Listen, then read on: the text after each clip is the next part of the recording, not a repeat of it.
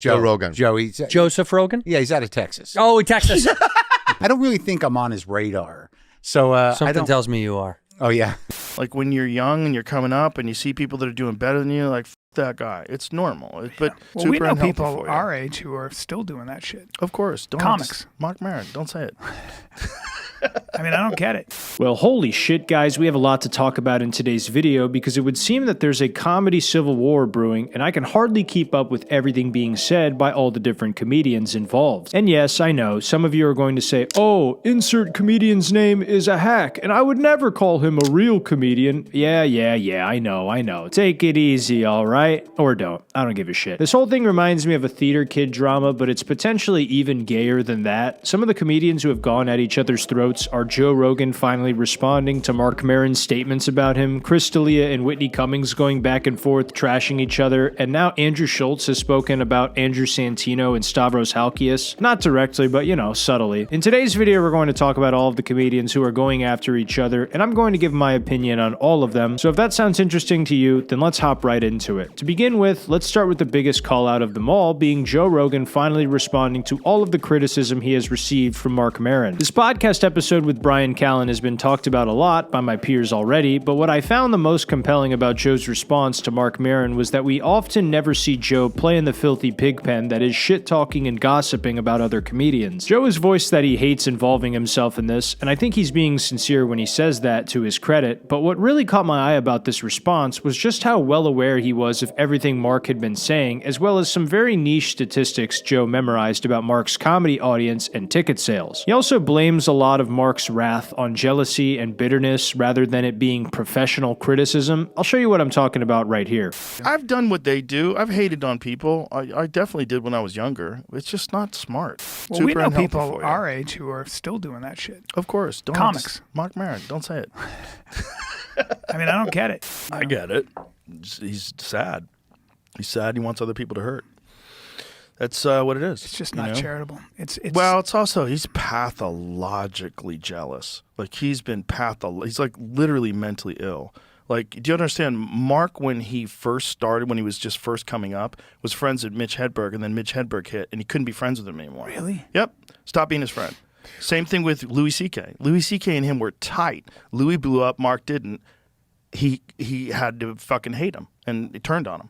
And the years where Marc was successful were the best years of Marc, because Marc was fun. Mm-hmm. Like, I've had ups and downs with Marc. I've gone through this with him like 3 or 4 different times. He gets upset at me, and then we talk, and then, are we good? We're good. Like, he likes to do that. He likes to talk shit about you, and then you confront him, and he says, you're right. Obviously, I became more famous than him and more successful than him. And he does not like that. He fucking hates that. And the only time we were cool was when Marc was number 1. So Marc, the podcast took off, and you got to realize it took off when he was deep into his 40s, right? And it was the number 1 podcast in the country. I started getting more successful. And then my podcast passed his. Then my podcast became number 1. And then the Spotify deal. And that's when he started talking shit about me. So he started talking shit about me long before all this Trump stuff. This Trump stuff is just the most recent iteration of this bizarre thing that he does with people. He also lies. Like, one of the things he lied about, he did a podcast with Howie Mandel, and Howie Mandel asked him if he had problems with comedians. Like, no, I don't have any problems with any comedians. I've never had any problems with comedians. Like, what are you talking about? He's had a problem with every single comedian that's more successful than him. You know what he has a record for? One of those ticket things, whether it's Ticketmaster or whatever one, number 1 for selling single seats. That's interesting. That's not good. Oh, that's really interesting. So people with no friends. That's interesting. Yeah. Really? Mm-hmm. Fuck. Sad people. Sad people that identify with the way he behaves. It was very interesting hearing Joe respond to Marc's criticism, but the big thing that a lot of people have called him out for, rightfully, is attributing all of the shit-talking Marc has done to only his personal jealousy over Joe's success. Obviously, it's pretty easy to tell that Marc is bitter and a little jealous about his success. He's even admitted it publicly, but that doesn't change the fact that there are plenty of criticisms that Marc has had of Joe that are totally reasonable. Joe conveniently leaves this out of his response to Marc and instead attacks his character and claims he's literally mentally ill. I also found it super interesting he waited until after Marc ended his podcast to respond to all the smoke he's been giving Joe. I think Joe has done a lot of good and used his platform to promote some legitimately funny comedians, but pretending that Marc doesn't have a point about having Trump and Peter Thiel and plenty of other billionaires on your podcast is pretty lame. Joe and Brian also talked about Marc's bit about Theo Von having Hitler on his podcast, and it seemed pretty odd the way that they addressed this. And he talks about them on stage, and the Theo thing really drove me nuts because that sent Theo into a real spiral. Did it? Yeah. Yeah, well, Theo went into a spiral, and that was a big part of him getting attacked was Maron talking about him on a special, saying that he'd have Hitler on his podcast. Well, why is he saying that? Theo has anybody on his fucking show, including Bernie Sanders. He's learning. He wants to learn. He'll talk to people, and, you know, he will talk to anybody on his podcast. That's not what the thing is. The thing is that Maron's podcast, which was #1, isn't even in the top 100 anymore.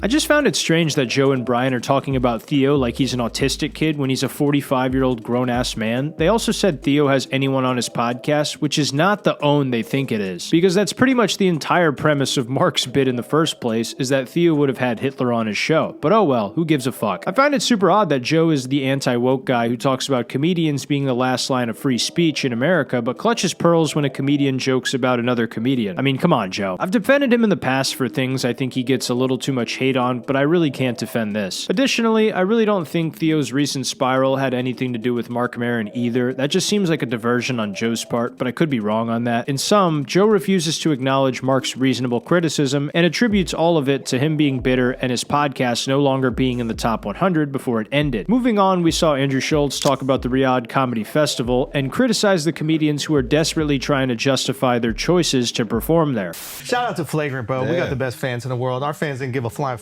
if we went to Saudi. All these other podcasts, all these comedians crumbling, trembling. I love seeing these pussy motherfuckers going on there to little shows and saying shit like, well, but America's bad too. Shut up, dork.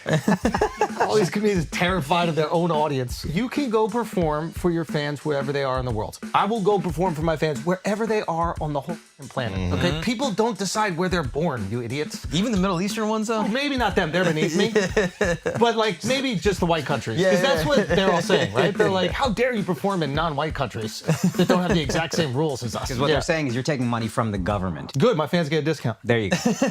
So Andrew Schulz is talking about how his fans were cool with him going to Saudi Arabia to do comedy, but if you use your eyes and ears, you can figure out in about 5 seconds he is gaslighting you. I don't really care that much that Flagrant went to Saudi Arabia, but I also don't watch the podcast, so I'm pretty indifferent towards that in general. However, the fans in the comments were clearly not happy. I don't think I saw a single positive comment down below about the decision to perform at the Riyadh Comedy Festival, so to pretend that his fan base was harmonious with the decision to perform there is clearly a stretch of the truth and a classic case of mental gymnastics. Not to mention Andrew posted a clip of him performing in Saudi Arabia, and the comments on the video were fucking brutal. I have to admire the balls on Schulz for posting this clip because I think he's the only comedian who has actually shared a clip of him performing in Saudi Arabia, so good on him for that, but yeah, his fans lit him up in the comments. Then later on, Andrew starts to call out some comedians who he feels are distancing themselves from the Austin comedy scene and Joe Rogan in a snakish way, as well as directly criticizing Marc Maron. Marc Maron, you ain't shit. That's about it. Jesus.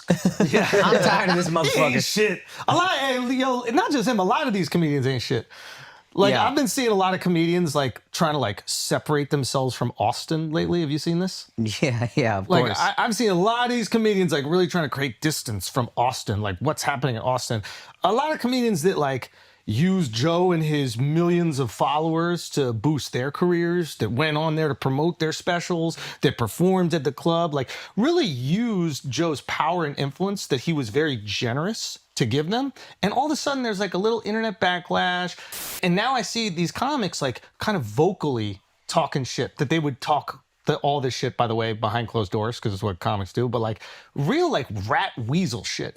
Because you let this guy enrich you, you used him for his followers, and now you see a situation where like they're getting backlash, and instead you pile on for self-salvation. Yeah.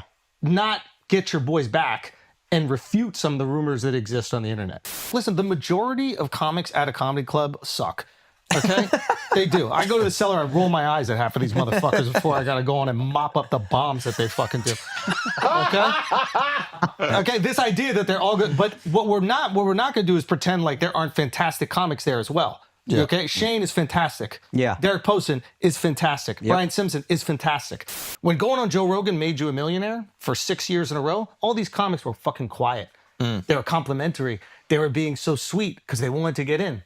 Now that going on Joe Rogan once doesn't automatically give you a career, and now that Kill Tony is focused on more like character-based people, now they no longer see their salvation in these two people. Now, I do think that Schulz has a point about comedians gossiping and trash talking and how it's rat behavior, but that's always been a thing. It's a lot of he said, she said high school drama. I also found it interesting that he said the quiet part loud about how the Rogan bump is no longer as potent as it used to be, since now everybody's collectively trying to suck on what's left of the teat of Joe's influence, and not everybody can watch 250 comedy assassins all the fucking time. Not everyone has the time to have their funny bone mercilessly slaughtered all day every day by different stand-up comics. I know this sounds goofy and over the top, but it actually has a serious point to it too, that comedy has become oversaturated. Undeniably. That much is self-evident. Andrew also says that there's comedians who are critical of the Austin scene and how they don't have the density of great comedians that New York City has. I mean, this is very true. I've been saying this for months, but a lot of the points people are making about how a lot of the younger comics in Austin hyperfixate on having an anti-woke slant to try and appease the gatekeepers of the comedy mothership and Kill Tony have some truth to them. It's not to say that you can't have jokes about marginalized groups, but when you lean on them heavily to try and impress Joe Rogan and other gatekeepers, it makes you look fucking silly. The same way that there are woke comedians who focus on applause or clapter, as some people call it, rather than being funny, there are anti-woke comedians who focus on being shocking and edgy over actually making the audience laugh. Both of these things exist, and they're very annoying. Not to mention that just because people are critical of the Austin comedy scene and the environment, like Steph Telev has been and Stavros Halkias has been, doesn't mean they're traitorous towards Joe at all. I think that's a bit of an exaggeration. Then, of course, at the end, Andrew and Akash invited Marc Maron to come sit on the podcast in an over-the-top fashion. I don't think Mark respects Andrew enough to come on the show, and I mean, if he won't do Joe's podcast because of his disdain for him, why would he do Flagrant instead? Furthermore, just a couple days later, we would see Andrew Schulz go on the Joe Rogan Experience and continue to expand on the points he was making on Flagrant with Joe across the table from him. He starts off talking about the response comedians got from the Riyadh Comedy Festival. Because people are saying all this shit like, oh, I didn't change anything, and all these comics were doing it. I'm like, all right, well, I'll show you. This is what I did. You tell me if I took it easy on them. You tell me if I cared. And people made all this fucking big deal about like, oh, they made you sign a list of things you can't say. And it's just like, do you really think the fucking king cares about the clowns coming to the festival? Like, you think he really gives a fuck about that shit?